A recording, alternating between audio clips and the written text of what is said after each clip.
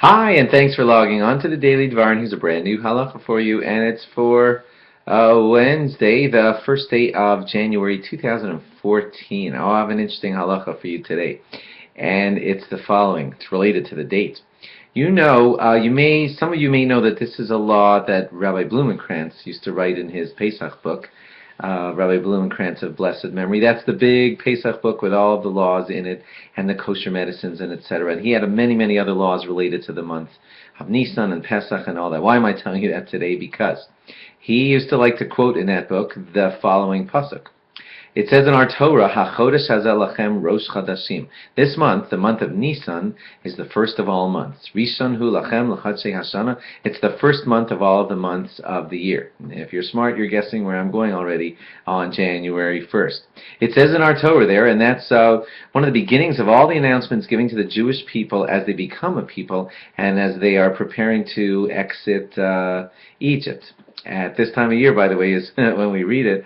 And it says there that Nisan is the first month of all the months of the entire year. So Rabbi Blumenkrantz said that when a Jew writes down in his checkbook, if you're writing a check on January 1st, 2014, and you write 1/1/2014, 1st of January 2014, what you're doing right there is you're calling 1, if you write 1/1, you're writing that January is the first month of the year. And you get it? It says in our Torah that Nisan is the first month of the year. And he actually felt that in some level, on some ways, that you're violating that principle when you, an observant Jew, writes down on your check or anywhere that it's 1/1/14, that it's the first day of the first month. That's the prohibitive part right there. When you write it's the first day of the first month of 2014, you're calling January the first month of the year. And our Torah says very clearly that Nisan is the first month of the year. And he said that he would actually always try to never write down 1/1/14. Or, by the way, he would never want to write down any number of any month, because if you call February 2, then you're de facto calling January 1. And January is not the first month of the year. Nisan is, if you're an observant Jew.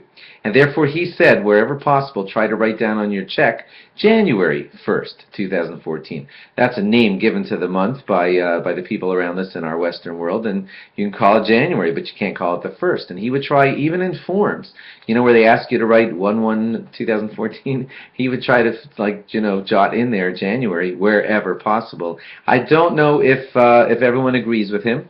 You may want to speak to your rabbi about it. It certainly is a fascinating halacha, and look into it and decide for yourself if you want to.